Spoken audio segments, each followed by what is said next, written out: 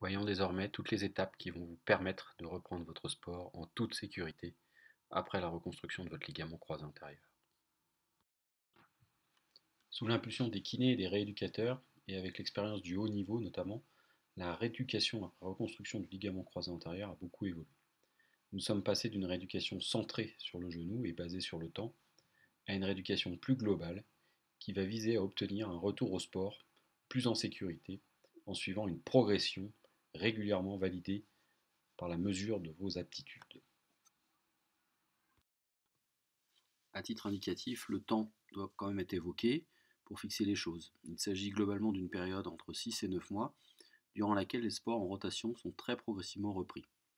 À la phase de rééducation va succéder la réathlétisation, se superposer la mise en place des programmes de protection des blessures, précédant le retour complet aux activités sportives en pivot, lors des entraînements, puis en compétition, et enfin en performance pour les compétiteurs. Ce stade n'est que très rarement obtenu avant un an post-opératoire. Avant de reprendre votre sport en compétition, pour enchaîner les performances et retrouver la place qui était la vôtre, voire continuer votre progression, il va falloir passer toutes ces différentes étapes. Si vous voulez les enchaîner dans les meilleurs délais, il faut dès le début se projeter vers votre objectif final, qui devra être clairement formulé auprès de votre chirurgien. Vous pourrez vous féliciter, être content ou contente de vous, car c'est un long chemin qui vous aura sûrement permis d'en apprendre beaucoup sur vous et un peu sur ce fameux ligament croisé antérieur. Si vous en êtes là et que nous sommes moins d'un an après votre opération, vous êtes déjà un compétiteur ou une compétitrice, car selon les études, seuls 40 à 65% des patients opérés du ligament croisé antérieur en sont là au bout d'un an, c'est-à-dire retour au sport, activité complète. Si vous n'y êtes pas, pas de panique, vous n'êtes pas seul et la reprise n'est qu'une question de temps, de persévérance et de motivation. Retenez que chaque étape est programmée avec une progression préétablie, autorisée par la résistance progressive de la greffe qui a été réalisée. Les tests de validation permettent de contrôler que les étapes sont franchies ou permettent de mettre en place les actions de correction. Seul l'enchaînement des différentes étapes permet d'envisager un retour au terrain dans les délais programmés et en toute sécurité. Enfin, la notion de délai depuis l'intervention est un critère nécessaire mais non suffisant. Vont donc se succéder la préparation à la chirurgie, la situation idéale étant d'opérer un genou sec, indolore, assez souple, avec un quadriceps qui fonctionne bien, la période post-opératoire immédiate qui va nécessiter du repos et une surveillance régulière, la rééducation et le renforcement musculaire concomitant. Des tests d'aptitude sont régulièrement réalisés. Le plus important a lieu à 6 mois de la chirurgie. Cette période et ce contexte de blessure seront mis à profit pour optimiser la qualité fonctionnelle et athlétique des genoux et pour limiter le risque de blessure ultérieure. Différents tests vont être réalisés au cours de cette période. Rappelez-vous que le seul élément qui nous impose des délais dans les suites d'une intervention de reconstruction ligamentaire, c'est cette cicatrisation ligamentaire de la greffe mise en place dans votre genou. Au total, cela prend jusqu'à 2 ans. L'attente de le calendrier en main n'est donc pas la bonne stratégie. L'enchaînement de ces différentes étapes, le dépistage des déficits et la mise en place d'actions correctives permettront d'envisager votre retour au terrain dans les délais programmés. Le test préopératoire valide que votre genou est prêt pour la chirurgie. Le test à 4 semaines valide le fait que vous marchiez, que votre quadriceps fonctionne et que vous ayez une extension active complète. Le test à 4 mois valide le retour au travail d'appui et la pratique du sport dans l'axe. Le test à 6 mois, très important, va permettre de valider le retour aux activités de pivot sans contact. Et le test final, vers 9 à 12 mois, va valider le retour au sport en pivot plus contact, en compétition, sans restriction particulière. Pour ce qui est de la préparation à la chirurgie, avant l'intervention, on doit préparer le genou. Il faut avoir un quadriceps qui se contracte sur commande, être capable de verrouiller son genou en extension, si possible d'avoir 120 degrés de flexion, un genou sec et indolore, et être bien informé sur les différentes étapes et objectifs de cette chirurgie.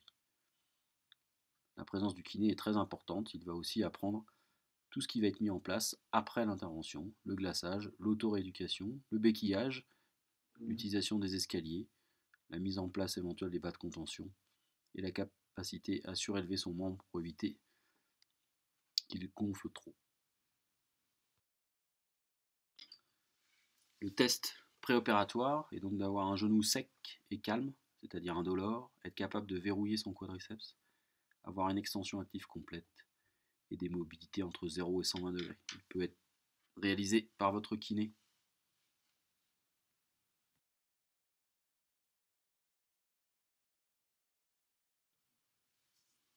Les suites opératoires sont assez codifiées. On demande au patient de bien se reposer pendant une dizaine de jours, de très rapidement verrouiller son quadriceps, d'exercer un protocole de glaçage de 20 à 30 minutes avec une période compressive, au moins 4 fois par jour, idéalement jusqu'à une fois toutes les 2 heures. On demande de pratiquer une surélévation régulière du membre opéré, de chercher à avoir rapidement l'extension. Nous demandons à l'équipe d'utiliser les béquilles avec un appui soulagé pendant une quinzaine de jours, puis une protection avec ces béquilles jusqu'à 2 semaines supplémentaires. Pour le kiné, il va se concentrer sur la contraction du quadriceps, le verrouillage, le drainage, l'obtention de mobilité jusqu'à 90 degrés de flexion et vous expliquer quel mouvement à éviter pour ne pas trop solliciter vos ischio-jambiers. Par ailleurs, l'infirmière sera responsable des soins avec une injection anticoagulante selon la prescription de l'anesthésiste, un pansement régulier jusqu'à cicatrisation des plaies, une ablation des fils si ceux-ci ne sont pas résorbables, la mise en place de bas de contention et enfin la protection des cicatrices de l'humidité, les bains et douches n'étant pas immédiatement possibles pour éviter les problèmes de cicatrisation. Le bilan à 4 semaines est si possible d'avoir un genou le plus sec possible, indolore au repos, un bon verrouillage du quadriceps, une extension active complète, une marche sans support, sans attelle et sans béquille, et des mobilités minimales du genou entre 0 et 90 degrés. Il est réalisé par le chirurgien à la consultation post-opératoire, mais bien sûr le kiné peut le réaliser lui-même. Il y a ensuite une période très importante entre la fin du premier mois et la fin du 4e mois qui est la rééducation à proprement parler. Le patient va viser à avoir une marche totalement autonome, conduire sa voiture, reprendre son travail, recommencer le vélo et la natation autour de 6 semaines et faire du renforcement musculaire global et au niveau du genou opéré. La marche rapide puis la course à pied pourront être envisagées. Un travail spécifique sur les ischio-jambiers sera réalisé s'ils ont été prélevés. Le kiné va surveiller les mobilités de l'articulation, la musculation en particulier du quadriceps, mais aussi des ischio-jambiers, commencer à faire un travail de squat unipodal et travailler sur le contrôle positionnel du genou. À la fin du 4e mois, un test de validation est fait. L'idée d'avoir un genou stable, des mobilités complètes, un bon quadriceps, de bons ischios, une asymétrie au test de saut inférieure à 15% et des tests fonctionnels tels que le squat unipodal et l'analyse de la course à pied.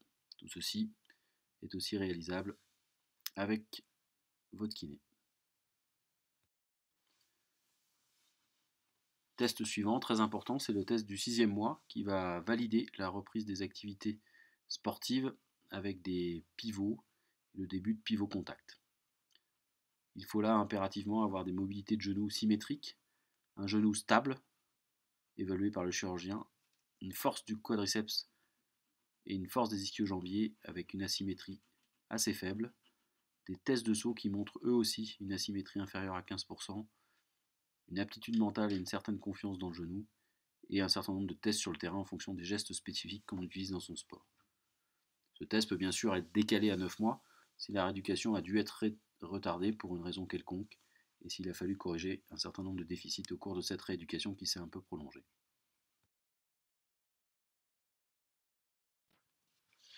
La rééducation est finalisée par une préparation physique spécifique, une athlétisation ou réathlétisation et un apprentissage, voire une modification de la gestuelle. Tout ceci est fait dans le cadre du travail personnel par le footing, le cross, le fractionné, tous les travails de saut et de réception de saut, le travail de reprise d'appui, de changement d'appui, le geste qui a causé la blessure, l'entraînement, le début d'opposition, les premières compétitions, enfin la recherche de performance, tout ceci dans le cadre d'un accompagnement avec prévention des blessures. Pour le kiné, il va réaliser des exercices de prévention primaire sur l'autre genou ou secondaire sur le genou déjà opéré, correction des éventuels déficits résiduels, correction des attitudes à risque qui auront été dépistées par le test à 6 mois, enfin travail des gestes d'évitement plus pivot et travail du contact. Vous l'aurez compris, le retour au jeu est un continuum, comme très bien décrit par Arden. On va enchaîner un retour au sport avec la reprise de la course, une reprise de l'entraînement et un retour à la compétition. Se rajoute à ça un apprentissage d'exercices de prévention des blessures qui doit permettre d'éviter le risque de surblessure ou de nouvelles blessures sur le genou opéré. Survient alors le dernier test, celui de retour à la compétition entre le 9e et le 12e mois. Les critères validants de reprise au sport compétition sont une force du quadriceps symétrique avec l'autre jambe, de même pour les ischio-jambiers, des tests de saut totalement symétriques, une bonne aptitude mentale et un bon test de confiance, des programmes de prévention acquis, que la patiente ou le patient est capable de réaliser de lui-même, et des tests sur le terrain avec capacité de faire des changements, des reprises d'appui, être capable de reproduire le geste qui a causé la blessure, et avoir fait un travail de posture et de rééducation spécifique, notamment sur la réception des sauts. A noter que cette reprise est souvent décalée au-delà de 12 mois pour les patients à risque, en particulier les jeunes de moins de 22 ans ou les patients qui ont été réopérés, dont on sait que les retours au sport prennent plus de temps. La décision de retour au sport préalable est souvent l'objet d'une discussion multidisciplinaire chez les sportifs de haut niveau. Il s'agit idéalement d'une discussion consensuelle. Une fois tous les critères discutés, posés, mesurés, une décision est prise sur la capacité de l'athlète à reprendre le ou les sports ou les activités professionnelles dans certains cas. S'il y a de nombreux intervenants, la discussion est consensuelle car chacun a une connaissance spécifique des aptitudes du sportif, de son niveau, de l'état de genou, de sa force, de ses aptitudes athlétiques, psychologiques et techniques. Les contraintes externes comme le moment de la saison, les objectifs sportifs, le contrat sont pris en compte en deuxième rideau. Évidemment, chacun d'entre nous, hormis certains sportifs professionnels, ne bénéficie pas de cet entourage. Mais le médecin coordinateur collige alors ces informations et joue ce rôle.